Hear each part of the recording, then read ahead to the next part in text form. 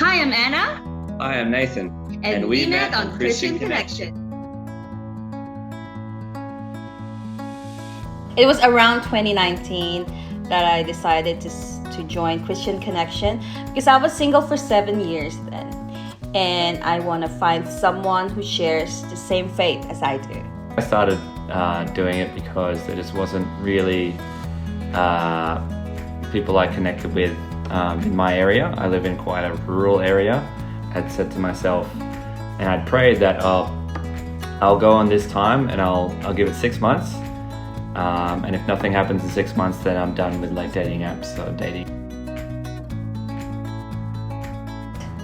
I'm very hopeful that there will be a lot of Christian men that I can find in Christian Connection that are after a long-term relationship.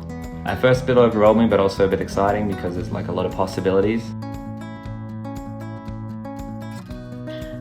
I have a bit of a story because prior to meeting Nathan, God already gave me a vision that my future husband's name is Nathan.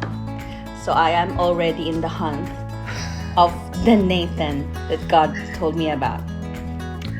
So when I first came across his profile, I'm like, Nathan, so this might be him.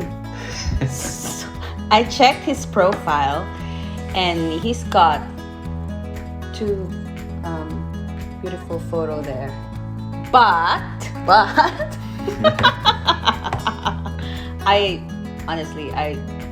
don't find him attractive, but let's give it a go. And so I waved at him. She was very beautiful. I don't normally date people like her. I don't normally date beautiful people, but the thing that stood out for me with her profile is at the time I was doing a lot of kickboxing and she put kickboxing on her profile, but she'd done it once. Twice. Twice. And her some of her photos kind of painted her as this kind of in my from my perspective, which is totally wrong, but painted her as a bit of a tomboy. So a lot of my first impressions turned out to be absolutely false. We'd been talking for 3 weeks up until that point, before we met in person. So I'm very heavily an introvert. So she came up and we were going to do like successive dates, like 4 days of successive dates. You already have plans. Yeah, and the plans that we had in place were going to be like, we hung out for like 6 hours straight or something like that.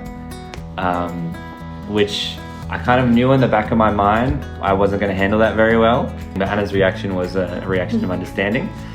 And that kind of really gave me an idea of what she was like and what her character was and values were, and that was really important to me. It's the way she kind of came alongside and tried to understand me as opposed to try and push me to be somebody that I'm not. Yeah, it was that during they COVID. stopped all the flights. Yeah. But it was, we just knew we wanted it to happen soon.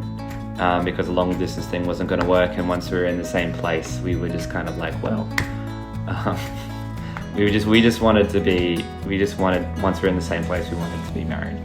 And so we were just inside the car. We were already in Sydney. Yeah. It was the night before my birthday. Yeah. And we were just talking about how are we going to survive this long distance relationship, because we usually travel to each other every 2 weeks, right?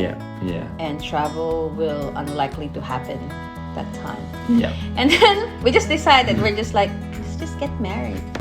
So so it wasn't like a super formal. I didn't bring her flowers or do lights or anything like that, which obviously I regret. But I had no foresight that that's what the decision we're going to be making that night. November 2019, we met in Christian Connection, and same month we met in person. Yeah. and then we become together officially. And then March, after 4 months, we got engaged, and then our wedding is on June. Yeah. After 3 months, we got married. Yeah. My favorite memory is probably, it'd probably even be two. Firstly was watching her walk down the aisle, obviously. It's obviously right up there. And then the whole ceremony and all that kind of thing.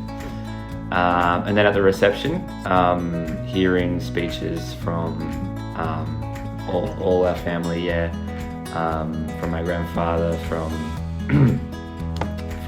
her auntie and uncle, my siblings, from my mum and my stepdad and my siblings, stuff like that. Those were all really special to me. And then her family was also able to do some speeches with a video that they sent. So that was all very special to me, especially because I haven't been able to meet their family. So we got married June. I got pregnant after 6 months. January. Then I gave birth in August. I gave birth 5 weeks early. I stayed in the hospital for 3 weeks. I was on emergency cesarean.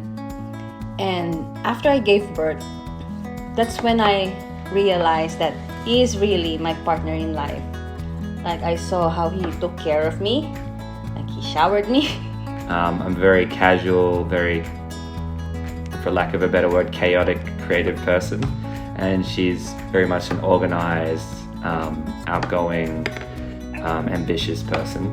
And so our personalities have definitely clashed more than once on the daily, maybe would be. On a daily basis. Yeah, on a daily basis.